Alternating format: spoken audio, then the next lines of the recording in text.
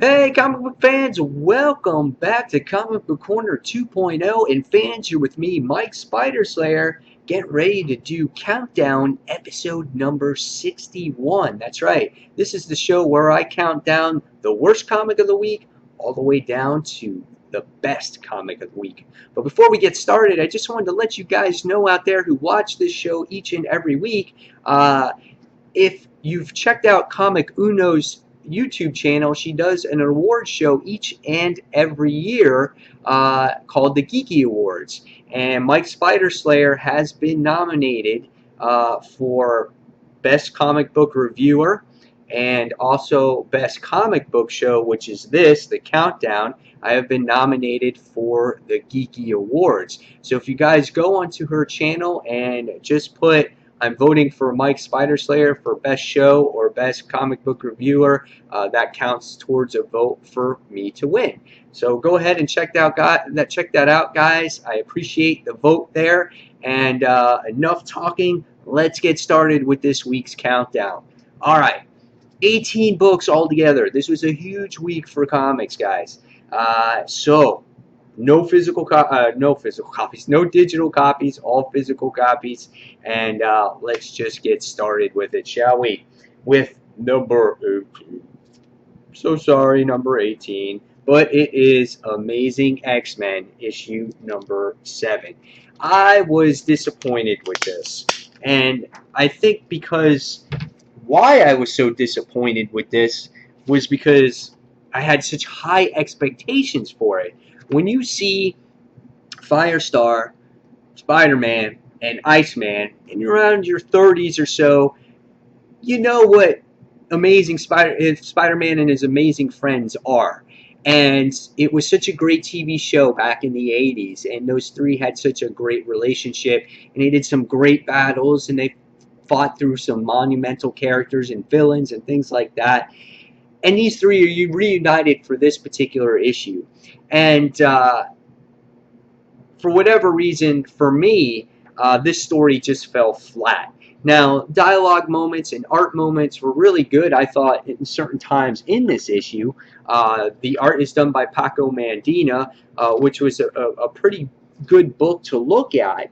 But the story that they chose to write for these characters to reunite for the first time in such a long time was just lame. It's just they had this crazy alien-like creature that had wings, and I know they were kind of going for the comedic effect in this issue, but I would have liked this better if this was maybe a two-story arc, or you know what I'm saying, and had to deal with maybe a little bit better of a villain here that these three had to fight. And I don't know, but I just did not like it. And it had to do with this, again, this creature that's wearing diapers and it breathed fire. And there's goats involved in the whole thing. And I just thought that this book was a disappointing read for me. Again, besides the good art and the dialogue moments here between the characters, the story was just weak. And I did not like it. And I was disappointed with it. So with that being said, I gave this 2 out of 5 stars. Now, some of you may not agree, but when you're a huge Spider-Man fan like me and you watched that show growing up, I guess you expect something more. So that was number 18. So moving on, we're going to go on to number 17, and number 17 was Batman Eternal issue number 7. Yeah, Batman Eternal, the past few issues have been on a downfall for me. And I was warned by this by one of the viewers of this actual show. He was giving me an outline of what the issues are to come. So I wasn't really excited because it hasn't been really featuring the main plot of story that we've seen in the first couple issues of Batman Eternal. It's doing with these subplots and things that are going off on the side, which for some readers I feel that it's okay, but for some other readers I think it's a deterrent because a lot of people like to read the main story and they don't want to see what else is going on.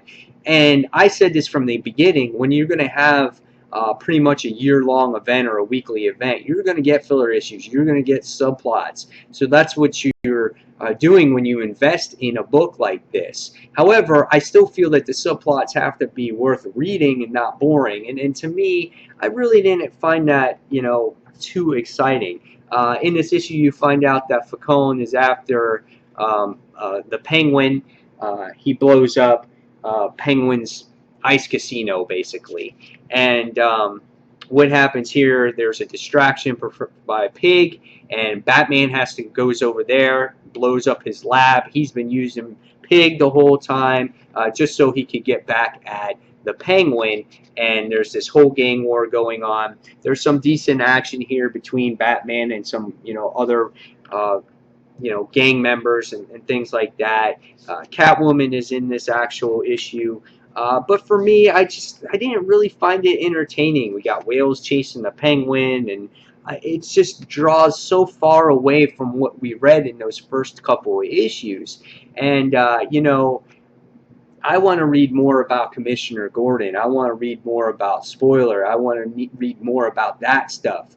I really don't find myself caring about these particular, subplots. Same thing with the whole Red Robin story. Same thing with this. Last week's story was ridiculous. I didn't like it or enjoy it. And when you're paying to buy an issue each and every week for $2.99, I feel like these stories need to be a little bit better, because you're investing $12 a month on one title, so that's a lot of money there.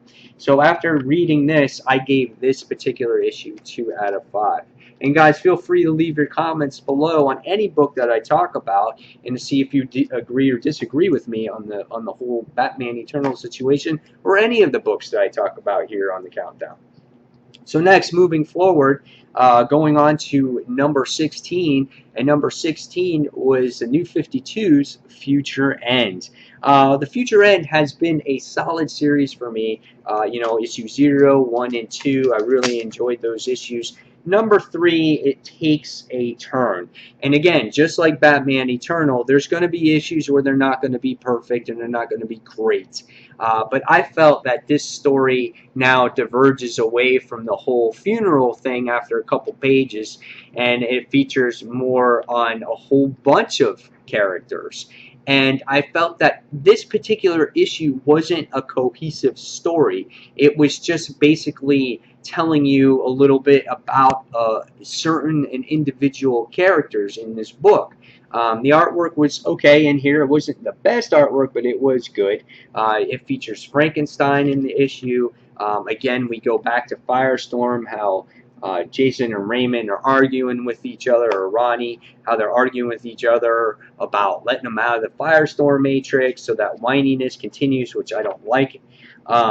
You get to see a little bit more character development here and what the Grifter is about. So if you know that Grifter's a main player in this series, so you get to learn more about him, who he's working with, which I thought that part was interesting. But at times the book could be, dragged down with heavy dialogue, and especially in a page like this where we're discussing, aliens and people like that, and you feel as a reader, do I have to read this? Do I read this? And I read it, so it tied me down for a lot towards the issue. You get back, Terry McGinnis back in here, going into Terrific's security. He's trying to break in it, and Mr. Terrific is obviously concerned. And by the time you get to the end of the issue, you find out that Tim Drake, Red Robin, is alive. And by the time you get to the end of the issue, though, you're like, okay, Red Robin's alive. That's great. I didn't even know he was dead. So is that supposed to have a real impact on the reader when you're reading this event, because it is 5 years into the future? So you never knew he was dead to begin with. So after reading this issue, I thought it was good, but it wasn't great. I'm going to give it an average rating of 3 out of 5 stars. Again, you're going to get these filler issues in these weekly events, and not every issue is going to be monumental. Does it mean I'm dropping it? No. Of course, I'm going to keep reading it. All right, so moving on, we go on to number 15. And number 15 was Supergirl, issue number 31. This continues off of the Red Lanterns issue. You have um, Red Daughter of Krypton, Supergirl. It continues in Supergirl and continues in the Red Lanterns. This book, art-wise, artistically, is not as solid as Red Lanterns. The Red Lanterns don't look as, I guess, evil or dark as they would in the original series. But it was good to see the Red Lanterns continuing in Supergirl, which I enjoyed in this particular issue.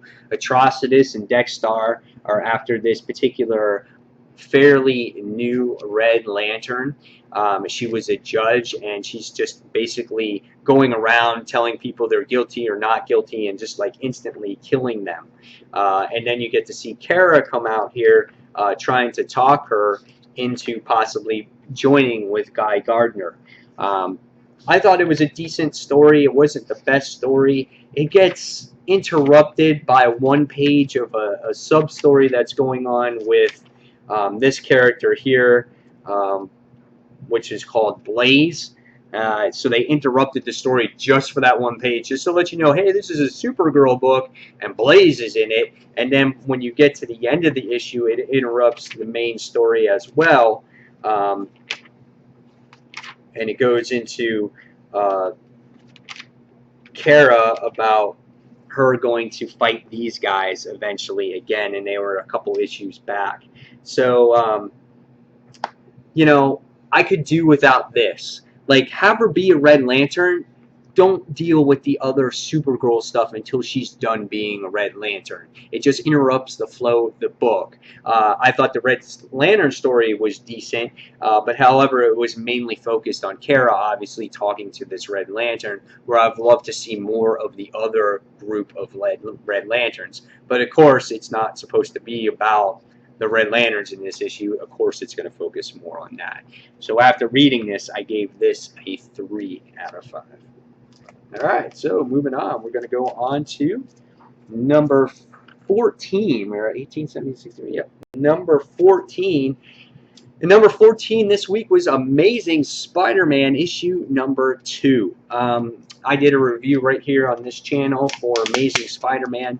And, yeah, you know, for a second issue, I thought this was weak. But this was a throw-in issue, I think, to give a nod to the movie. Obviously, because Electro is in this particular issue. In this issue, we find a little bit more about who Silk is, or not who she is, but you find out a particular power that she has where she can spin webs out of her fingertips, and she watches old battles of Spider-Man and Electro on her VCR, which was quite interesting there. We get to learn certain things about Anna Maria and Peter. Peter spills the beans saying that he's Peter Parker, but he switched minds with Otto Octavius. There's some interesting humor in this issue, which I did like. Marconi, what is it called?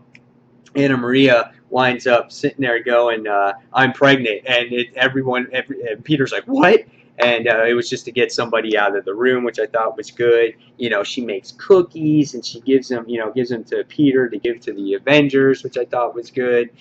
So there was some good elements in here. I just could deal without the Electro thing. Because it just bugs me that they're throwing him in here to promote the movie.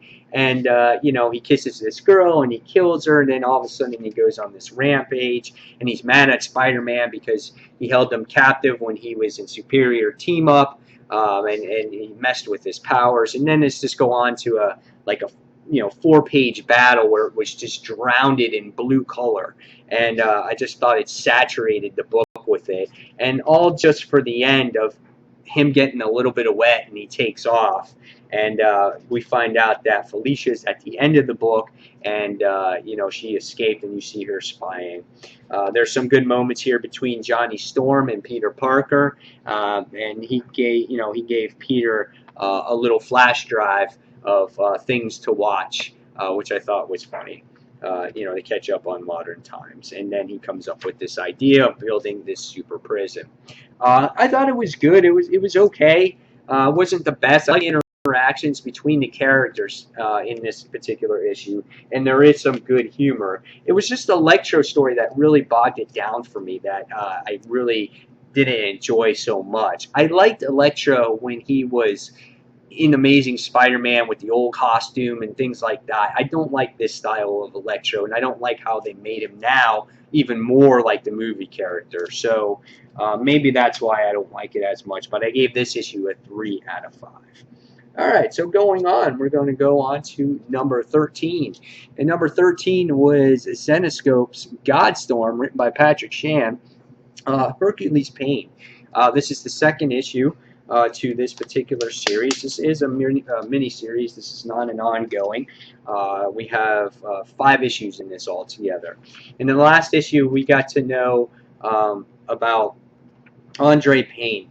His brother was killed, and he was killed. His brother was a cop, and he was a gang member in this gang war, and he was kind of caught in the middle with it, not knowing that his brother would be killed or be the police officer on duty. So after he mourns his brother's death, we get to see the man that's in charge here that wants to go after Andre Payne, and his name is Terrell Taylor, and he's the head gang war person.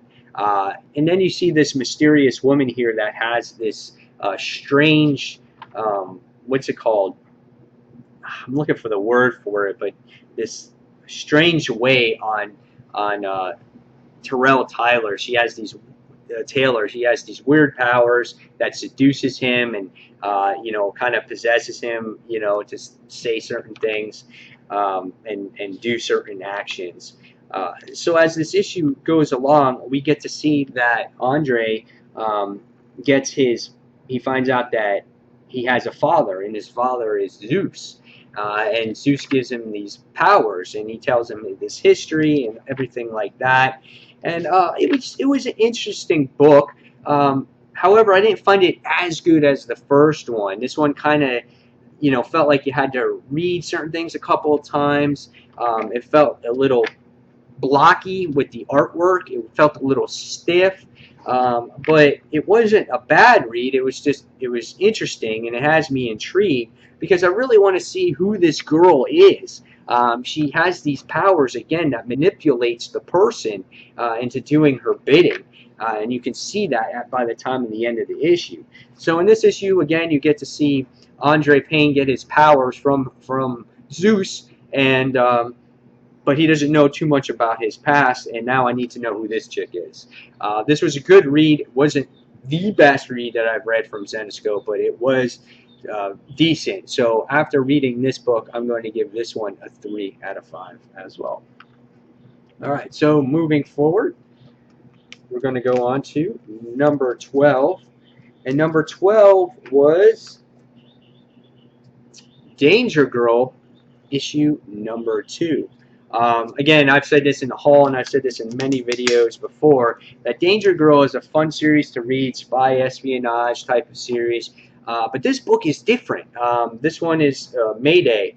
And we find out that there is this female that did work for Danger Girl in the past. And at first I thought this was Abby Chase that they actually recovered. And Abby Chase, if you're not familiar with the series, is like the leader of Danger Girl spy agency. But really this girl's name is Natalia Castle. And it's kind of funny. It reminds me of like a mixture of Punisher and Black Widow. But we find out that this girl, she is actually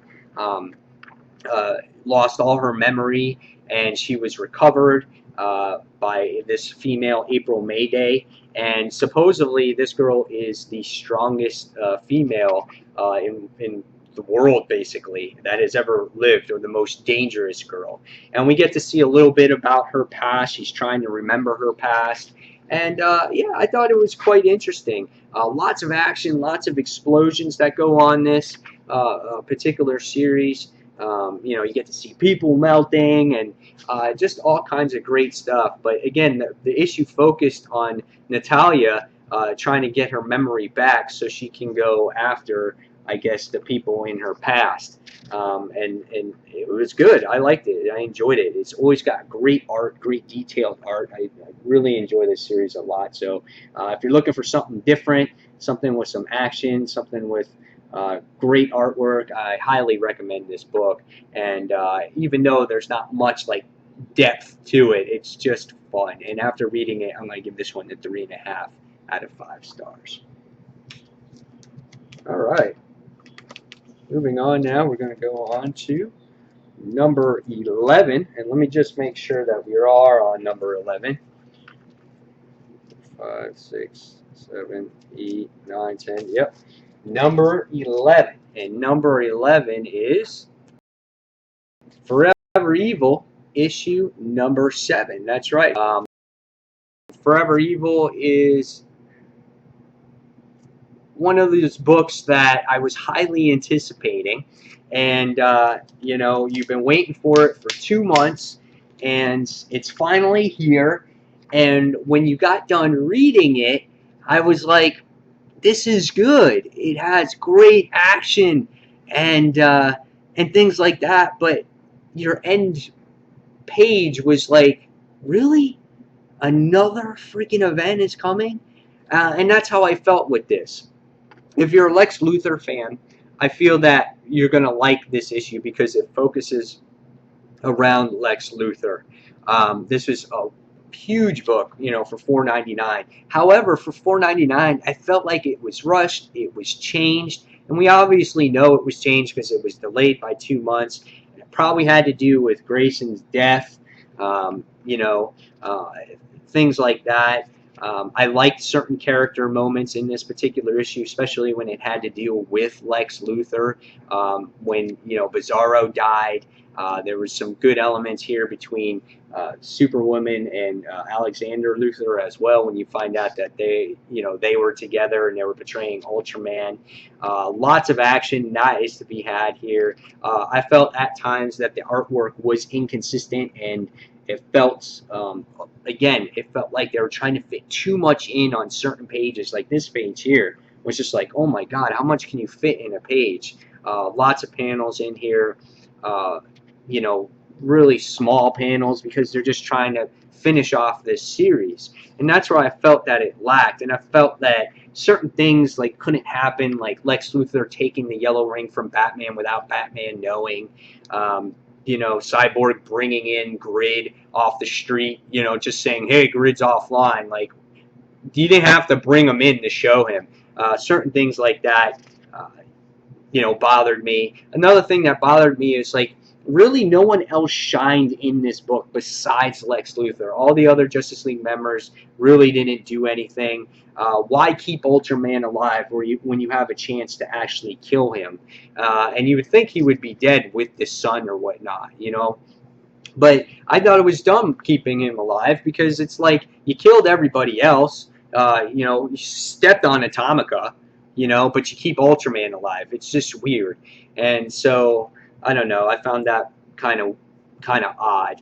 And, you know, I thought it was a good issue. I thought, again, it had its moments of action and things like that, but I don't know, I found myself something incomplete about it. Owlman is still out there on the loose. He kind of escaped, and you never figured out what happened to him. And you find out that Lex Luthor figures out that Bruce Wayne is Batman because of the whole Robin situation.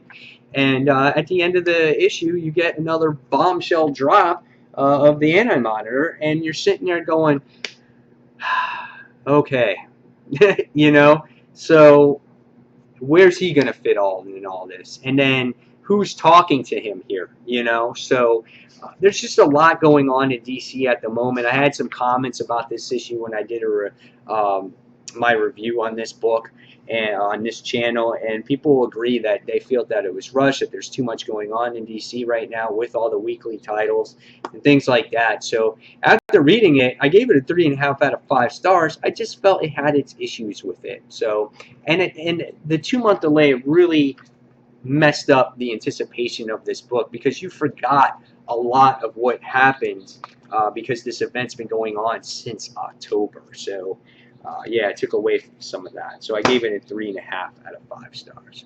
All right, so 24 minutes in, we are entering our top 10. Number 10, and that was Justice League issue number 14. Justice League issue number 14 was a pretty good issue. because of the fact that it had Stargirl talking with Steve Trevor here about all the events that went on during Forever Evil, giving you a little recap about each and every character, what was going on that had to do with the JLA, which I thought was pretty neat. And you can see that she's given Steve Trevor this little briefing, and it talks about Simon Baz and Green Arrow, and how they were working together for a little bit, and then Simon Baz had to bail. And I thought it would have been cool if Simon Baz and Green Arrow actually brought back, you know, Green Arrow and Green Lantern as a new series. And I thought that's what they were heading towards at first, but that wasn't the case. Simon Baz just bails out, so that's the end of him. And then you get to see him trying to work with Katana, and that bails out on him too. But little did we know that in the issue it's described as the United States is not going to welcome a Justice League right now because they're on the shit side. They feel that because of the crime syndicate, everything's gone to shit, so they can form a team somewhere else. And after talking with Steve and him giving her the green light to go, they figured out certain team members on how to join this new particular team. You get to see where Hawkman is, we don't know. We don't see where Vibe is, we don't know.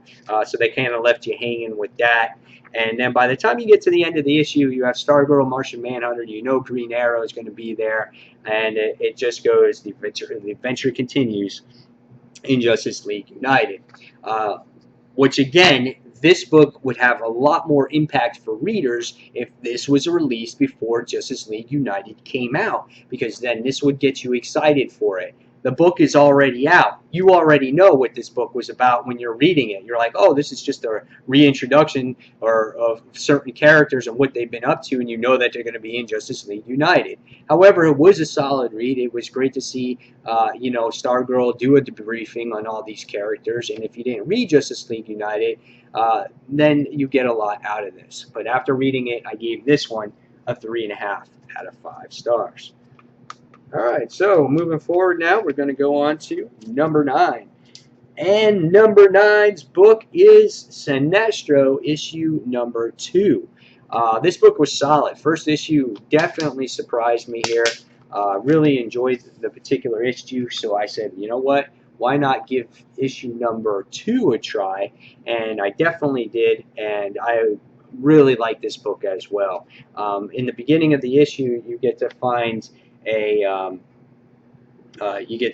something that's going to go on here in the future, I guess a future storyline. And as the issue continues, you get to see Sinestro go after his Yellow Core.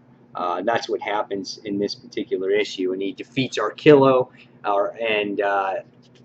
and he defeats some other Yellow Lanterns that are not willing to work with him. And let me just say that the artwork in this issue is phenomenal. It's really done well. This book is written by Colin Bunn, and I think he's done a phenomenal job with this series so far. And the artist here is Dale Inglesham. That is the artist's name here.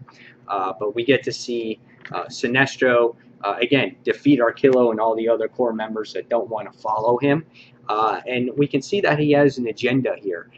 He wants to start his race over again because he finds that his race members are alive. Sorry, I got a bee flying right next to me, and I'm trying to avoid it. So he finds out that his fellow race is alive, and he wants to start a new planet. And he finds some really good members here that will be loyal to him, which I thought was pretty neat. And they find this prison planet, and it's called Necropolis. And no one dropped off any prisoners in over a decade, which I thought was pretty interesting in the story, how he picked out this planet. And so they felt that all these old prisoners that are still on here just deserve to die because you'll be doing them a favor. And you see all the Yellow Lanterns destroy all these prisoners. But in the end, we see the new real loyal servants destroy all the people that could betray Sinestro in the future, and they declare this planet this planet for his race, and they declare the moon where the yellow core is going to patrol. So I thought that was really neat how they're getting the yellow core together, and I really love the way Sinestro is written here. It's like true Sinestro coming up with his own plan to get his race back, to get his core members back, and to make sure everything around him is safe. So really great book. I gave this one 4 out of 5 stars. Recommend this series if you guys didn't read that first issue. Okay, so going on forward, we're going to go on to number 8. And number 8 was Nova, issue number 17. Now, on any other given week, some of these books would be higher, but there was a lot of great issues this week. Not too many bad issues at all. There was really only those 2 that I thought, which was the Batman Eternal and the Amazing X-Men issue. Besides that, all the issues were pretty good overall, and then the good ones were really good, and it was hard to pick top books. Next on the list, though, was Nova, issue number 17. This book was funny, and just on the cover here, you get to see what happens. You see his sister put on the Nova helmet. Now, does that stay true to the actual issue? Yes, it does, and it made it hysterical. And what this issue provided for its readers was it was that family dynamic that Nova does so well in this series. And this time it had nothing to do with space. It had to do everything that was at home, which was I was kind of hoping for, because the last story arc had to do everything in space. You get to see the struggles between Sam Alexander's mom at working double shifts, trying to have to pay for her house because they could get evicted from their house. You get to see this big thing of gold being dropped in front of the house that Sam dropped in front of her, trying to help his mom pay for the house. So there was good character moments there. And you get to see, again, those struggles between a family. They don't have a lot of money. Mom's working ends meet. Father's not around. And in the issue, as his mom is, working those double shifts, Sam Alexander is so tired from being Nova, his sister puts on the Nova helmet as he's sleeping, and she creates this big hole through the house. I thought that was just awesome moment. I felt myself laughing as I was reading this issue, and no matter what, he does his best job at trying to clean up the house and fix it by putting plywood there and putting the cabinet in front, which I thought was funny as hell. And yeah, this issue was really good. It provided some great moments here for its readers. By the time you got to the end of this issue, you see that he helped some old couple from a burning house, and you see that Nova wants to visit his friend the Watcher again, but you notice at the last panel that the Watcher is dead. So what's going to happen when Nova finds out that his friend has died? So yeah, this was a really good book. It was a fun read. It's very entertaining to see the family dynamic here and the family actually interacting with each other and how they have real life struggles. So as a reader, you can relate so much to this. So it was a great book, and this got 4 stars from me. All right, so we'll continue pushing on here. Big countdown this week. So we're going to go on to number 8, and number 8 is, and let me just make sure, 2, 3, 4, 5, 6. We're at 7, I think. 1, 2, 3, 4, 5, 6, 7. All right. So I guess I messed up between the last 2 issues. So that was number 8. This was number 7. Warlord of Oz, issue number 1. Done by Zenescope Entertainment, written by Jeff Massey, cover done by David Finch. This book was a really nice introduction to Oz once again. If you did not read the first volume, this is a follow-up series to that first volume that did really well for Zenescope Entertainment. If you're a Wizard of Oz fan, you might appreciate this book. We have Glinda here, which is the good witch, and then you have Dorothy here. And here it looks like Dorothy's pretty evil. she's not evil here. She's just dreaming, and she wakes up, and she's in Kansas, and she has a dog by the name of Toto, but it's not Toto that we all know and love. It's a wolf Toto. And she is having these dreams because she visited Oz once in the past, and she helped defeat the wicked witches. And she's been sent back home doing her normal chores and whatnot. And you know, she has a sick aunt. She's trying to take care of it. Uh, the Oz, the Emerald City, is trying to recover as well. The aftermath from what happened after the wicked witches were defeated. They're trying to recover. You get introduced to the Scarecrow and the Lion, which is also named Thorn in the issue. So you get really good character reintroductions in here. So in case you didn't read that first volume, you kind of understand who they are and what they represent in the book. And I'm sure as the series goes along, we'll get reintroduced to characters in the past volume as well.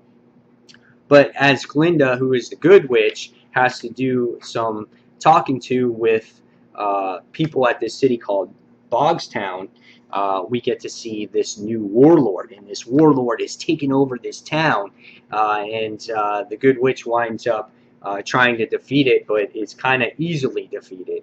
So when that happens, the tornado comes again and takes Dorothy away and brings her back to Oz, and that's where her adventure begins once again. This was a great read. Again, if you're somewhat of a Wizard of Oz fan, you might really appreciate this book. Hopefully you've read the first volume. You'll even know more what's going on, but you don't have to read the first volume. This is a good jumping on point. You'll get to learn the characters as we go.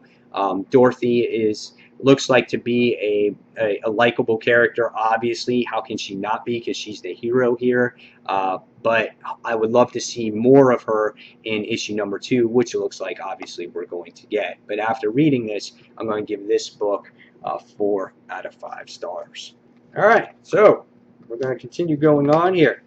We're going to go on to number 6, and number 6 is Forever Evil Justice League issue number 30. Now, I thought Forever Evil Justice League issue 30 did a good job at finishing some of the loose ends that were going in Forever Evil. Because when you're reading Forever Evil, you realize that Power Ring got killed and the ring went somewhere and you never knew where it went. And when that ended, you're kind of like, okay, well, hopefully it's addressed in one of the, 3 or 2 other tie-ins that we got this week that had to do with Forever Evil. And it was addressed. But again, this issue focuses more on Lex Luthor, which was good because now you get to see his intentions here on him trying to be a good guy. The artwork was solid as well. However, characters look a little bit younger than what they should be, I thought, in the particular issue. I thought there was good character moments here between Lex Luthor and the Justice League because he builds them a new watchtower. Which I thought was really nice. But none of the Justice League members trust him fully. They always think that he's up to this grand scheme, and he's like, he's like, let's celebrate, which I thought was great. I mean, he has the nerve to go up there and build this watchtower and have champagne with the Justice League, which I thought was funny as hell. The dude can't be trusted, it's funny. So in order to trust him, they put Wonder Woman's lasso on his hands, and he starts saying everything truthful. And a lot of it, yes, had to do with being an egomaniac, but he did it in a good way. He wanted all this attention and be in control of the city a good way. And he explains to the Justice League in this issue that you need me because I'm on a pedestal. I saved the city. The Justice League is looked at upon as shit right now. He's like, because you guys basically let the crime syndicate destroy the city and the villains running loose. And Superman was getting angry at him, So, Luthor decides to go away and he goes, hey, when you need me, just call me, man. So, and then finally at the end of this issue, we get the power ring thing addressed, and we get to realize that this ring is searching for Jessica Cruz, and it looks like she's going to be the new female Green Lantern of Power Ring, which I thought was a great element in this particular issue.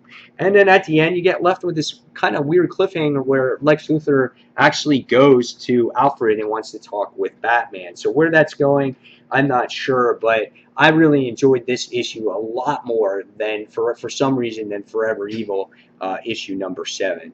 So with that being said, I'm giving this one a 4 out of 5 stars. So yeah, really good stuff there, and I can't wait to see what happens with this whole Power Ring thing. Okay, so moving on here, we're going to go on to our top 5, number 5 book of the week, and that was Zenescope's issue number 2 of Hellsing. This is 2 of 4. This is another mini-series by Zenescope Entertainment, written by Patrick Shan.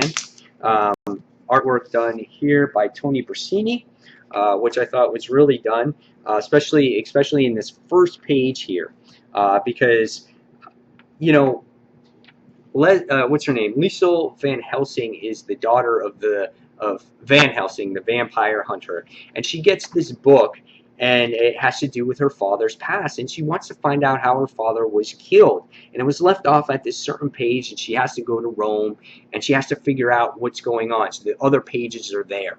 So before she goes, though, there's some good character moments here. There's this guy. His name was it Hades? Sorry, Hades wants to, be with Liesel, and and he sends a selfie of himself. So she's having mixed feelings about him, and she's like, "Oh, should I send a selfie?" And I thought that was pretty funny. And she makes all these facial expressions, and she's like, "Oh, no, too awkward, no, too judgmental, and blah blah blah." And she does this one thing where she's winking, and it says, "No, too Robin Hood." And if you read Zenescope, there's a series called Robin Hood, and she's missing an eye. So there's some good character moments there. If you know about the company, you'll get what's going on. You find out that she goes to Rome to go to this miscellaneous guy that has some papers for her to give to her, and there's these crazy vampire mistresses that are going after her, and she does this battle with her, and this was a really fun series. It's really good, and she's really humorous at certain times too. You find out that she's got these secret weapons under her cuffs for these spears or whatever to kill these vampire huntresses, which I thought was really cool. And after she defeats these creatures, she's in this library that she totally trashed. The librarian guy, the shop, he's like hiding, and she goes to the desk to get service because she knows he's missing, and she rings the bell. Ding! It's so funny, dude. You got to read it to really appreciate what goes on in this particular issue. She kidnaps the guy. She doesn't really kidnap him. She brings him to the hotel. She finds and reads more pages of her father's history, and and she's trying to find out who this guy is and how he's related to her father, and how he knows to the father. But after he wakes up, gets drunk, drinking some wine so he can calm down, he says, "I don't know your dad. I was just given these papers and whatnot." So it was just really fun. So she didn't get any more answers, and it was just it's just funny. It's funny, interesting story, and you get to see her go on this continuing quest to find out the history of her father. So what makes this book so good is Liesel Van Helsing. She's got charismatic personality. She's humorous. I love the way she fights. I love the artwork. I love the way this book is written, and that's what made this book so good for me. And I gave this one a 4 out of 5 stars. Okay, so pushing forward here, guys. We are on number 4. And number 4 was Daredevil issue number 3. For some reason, I didn't like last month's issue because it just felt like Daredevil fell for this villain or anti-hero trap too easily. And his name is the Shroud.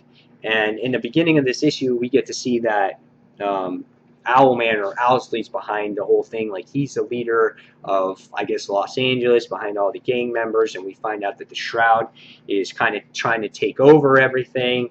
And in the issue, we see that Daredevil and the Shroud do this crazy team up after they start, fighting each other. They want to take out Owlsley. They want to take him out.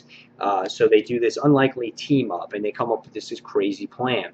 Also, in this issue, you get to learn that yes, Foggy is alive. He's undercover. They want to keep him undercover. He's in a safe house and whatnot because, I guess, based off of the Serpents in the last volume, they want to keep his identity at a low key. Again, really funny though here when Kirsten McDuffie finds out that it is Foggy, and she kind of gets rid of Charlie, shoves her out the door here. But where this book really shined was when they had to go to Owlsley's mansion, and it's all in like top security. They got guards, they got pit bulls, they got all these crazy creatures in here. The artwork is consistent in this book. It is each and every month. So I love it. I love it. And so as they have Owlsley at their will, he starts saying that I have the one person that you love. And it was such a great, it was like almost watching a movie. And you get to see, again, Owlsley's being held at, by a knife there. He's going to get slit. He's going to get killed. And again, he comes up with these crazy things going, I have the woman that you love, blah, blah, blah. And you're trying to figure out if Daredevil was played this whole time. And, Owlsley plays the secret button on the chair type of thing, and Daredevil goes into a pit of fire, which I thought was awesome. Yeah, well-written book, really good. Again, I love, the character moments there between Kirsten McDuffie and Foggy Nelson. I love how Daredevil keeps being played by the Shroud. Is it being played? Was the Shroud truly scared that the love of his life was going to get killed? I don't know. We'll see in the next issue, but it was a great read, and I give that one 4 stars as well. All right, so moving on to top three. Top three, number 3, and that was Saga, issue or chapter 19. This is the return after the hiatus that they take for 3 months, I think it is, to come up with that trade that they come up with to promote the series and then to rewrite these chapters. So here you see on this cover, you get this mysterious character, and I'm looking at this cover, I'm like, who is that? And I'm sitting there going, who's this lady? I'm like, is she going to be joining him? And who, and things like that. And you're just like, when you open up the first page to this book, you're just like, what is this? And it is literally a female giving birth to Prince Robot the Fourth. And I'm like, that is weird. And my jaw just dropped when I looked at it. But you get to see, I guess, the past of Prince Robot the Fourth being born. And this was the history, if I'm not mistaken. I think that was him because the nurse said that it would be Prince Robot the Fourth, unless he'll be called Prince Robot the Fourth again when his father dies. I'm not quite sure there, but that's what happened here. And we get to see the history between the Reef and the Landfall, how these planets have always been at war with each other. And in this issue as well, now it fast forwards a little bit to baby Hazel being a toddler now. And our heroes, Alana and Marco, are, have always been on the run because of this army, because they're wanted people. Bounty hunters been going after him, but they've lived in this planet called Cardenia, and you get to see them hiding undercover. That's Marco right there, and you get to see him interacting with some of the locals in the issue as well, but he's being very discreet about it. And then also now you get to see the person that was on the cover, and you're thinking, well, what's going on here? But it's really Alana, and she's playing this like hero or whatnot, and her name is supposedly called zipples in the actual issue, which I thought was interesting. But it's like this underground dramatized TV show or whatnot. And she almost loses her job. And it's very hard for people to get jobs in this world. So you can see that she's struggling to keep her family, you know, with money and income while Marco sits there and raises the daughter, Hazel. So great character interactions again, great family dynamics. What I loved about this particular issue, and we could see that Alana had a rough day, and you get to see Hazel here again as a toddler talking to her mom, and we get to see just having a great family moment here. But when you notice at the top of the page, it says, "This is the story of how my parents split up," and this starts the new story arc for this. And when I read that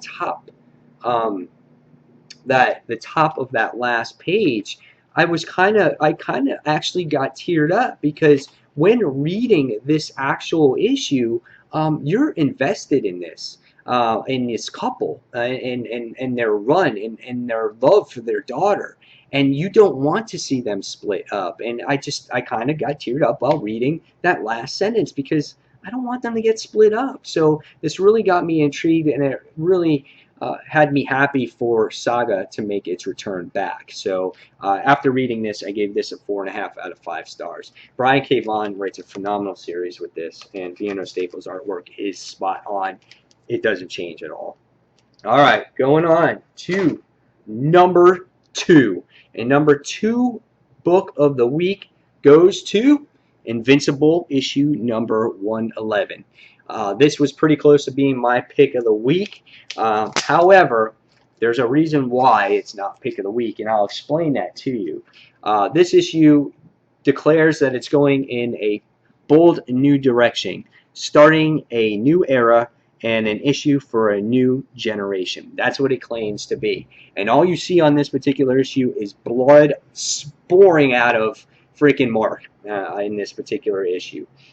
In the last issue, you got to see Mark, who got raped by a fellow Vulturemite because she wants to mate a true Vulturemite, and she wound up raping him to do it, and that's what happens. So after Mark recovers from that, we find out that he goes to the Pentagon, and he goes and he talks to Cecil, and he says that Robot is not good, he's bad, he's going to take over the world, I spent all this time in a different dimension, he trapped me there. And so they were going to do this interrogation, and all this issue had from that point on, from 3 pages on, was just blood, gore, battle, and guts, and just jaw-dropping, shocking moments that would just be like, oh my God, I can't believe this happens in a comic book.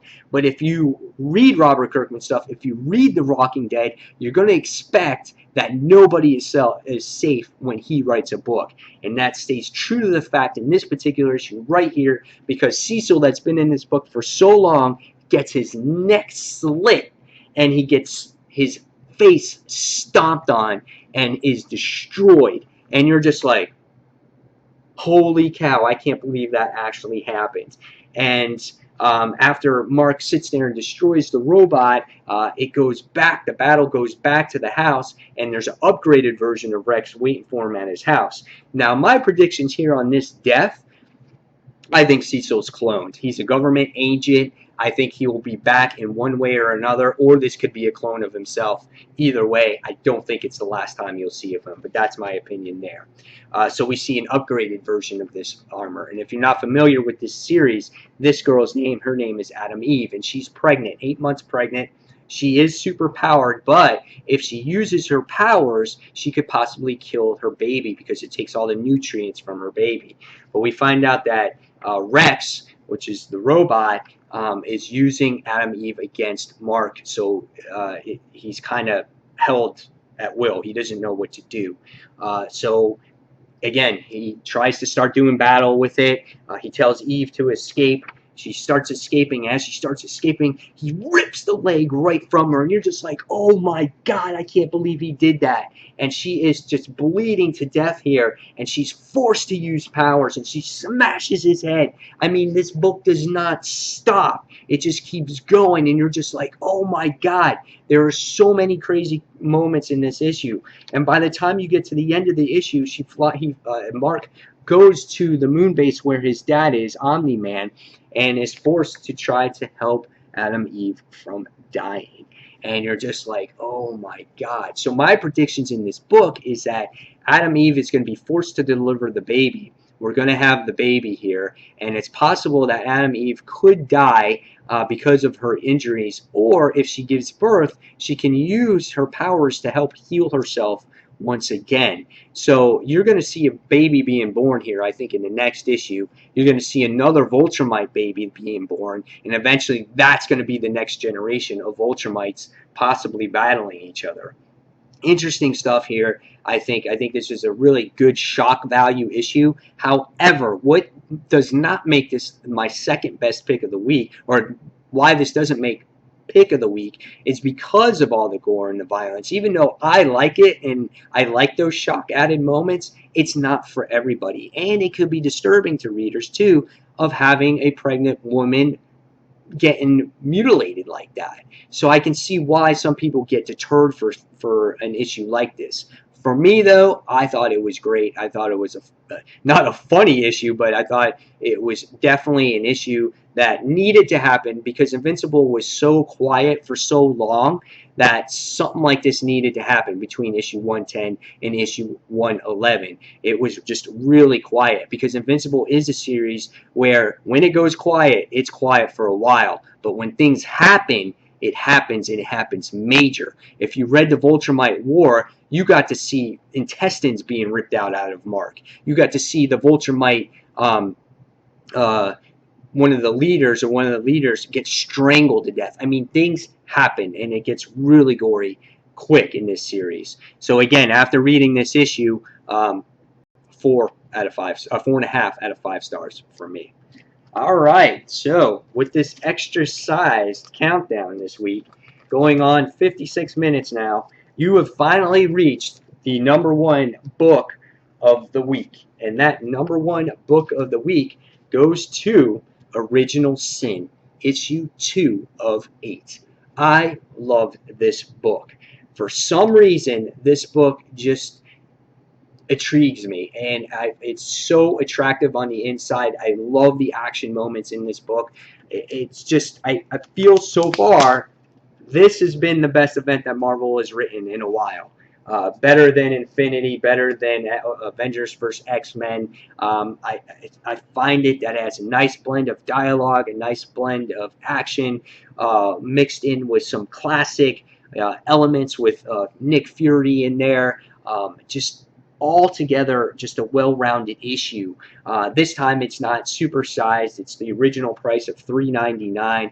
Again, love this cover here. Reminds me of classic Marvel, Silver Age stuff. And then you get to see the main villain here. Who is that villain? Who's the guy that killed the Watcher? Who has the Watcher's eye? And it's revealed in this issue. And let me just tell you, when I got done reading it, I was like, who the hell is this guy? I'm like, I had to do research to figure it out.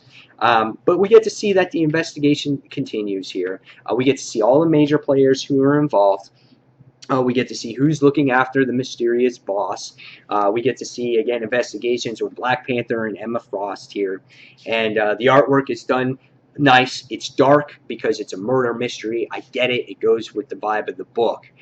Here you get to see Nick Fury driving the car, and right away this book jumps into a great action scene. I can see this happening in the movie, and Nick Fury's driving the car, the mindless one comes out. Of course, it's evolving, his mind's going crazy.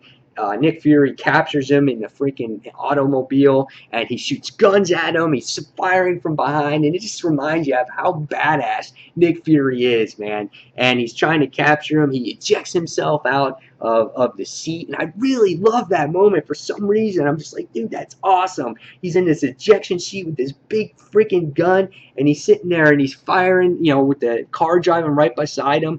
Blows it up, drives in this jetpack. Dude, I love that moment in here. I really loved it. It was my favorite moment. And even here where the book was dialogue heavy, it didn't seem boring to me. I love seeing them trying to come out with these conclusions of where all the teams are, trying to figure out this murder mystery. Iron Man is just chillaxing in a robe with his helmet on, which I thought was funny, and he's talking with Banner. And after some discussions here, they finally figure out that the Avengers and everybody finally figure out where the bad guys are and where the mindless ones are. And we can find out that you see them come out of the building and they start doing this fight with each other, and they go against the Exterminatrix, which is a female villain here, with the mindless ones doing battle against them. All kinds of stuff is happening in this issue. You get to see all the heroes do this battle, and then you get to see the mysterious villain here who wears a sheet over his head. Kind of reminded me of Cobra Commander in some way, and holding this eyeball. And then finally, as the mysterious villain comes out, you see all the heroes waiting for him to try to take him in. And all of a sudden, you see the eye that's opening up, and it holds all the secrets to the Watcher, and it is literally like a bomb. And the eye is lighting up. The villain is revealed at the end of the issue, and you find out it's a guy with a giant eyeball. How fitting is that? And his name is the Orb, and the way it's listed in the dialogue box in the bottom is just classic, because it's so true. They go, the Z-list supervillain with an eyeball for a head, the man who just changed the world. And it says to be continued. And I'm like, what? I'm like, who is this guy? So I'm going on Google, I'm searching him up, and it finds out the guy was like appeared in like an issue of Marvel Team Up with Ghost Rider back in 1970 something. So I was like, that is hysterical. I'm like, I had never pictured out of all the people in the world to be this guy, and for him to be this nobody, I thought was awesome. You know what? This is a good issue. So far, this is a good series. This is something different. This is Marvel's mystery event, and the mystery's just been revealed on who killed the Watcher. Now with this loser, what is he going to do with this power? What's the power hold? How is he going to use it against against our heroes here? I mean, there's 6 more issues here, so I'm really intrigued to see what happens. But for the second issue in a row of this series, I'm giving this one a 5 out of 5. I really, truly enjoyed it. All around a great story. And yeah, there you have it, guys. Sorry for the lengthy countdown, but again, it was 18 issues this week. 18 altogether, but I had fun discussing each and every one, and this kind of made up for last week's miss, so I apologize for that. But again, guys, don't forget to go check out Comic Uno, the Geeky Awards. Again, I've been nominated for Best Comic Book Reviewer and Best Comic Book Show right here because of the countdown. Put your votes in, guys. And again, as always, thank you for taking the time for watching my channel, Comic Book Corner 2.0, and watching the countdown and all my other videos. And until the next comic book review, this is Mike Spiderslayer signing off. And fans, thanks for watching. See you soon, everyone. Bye.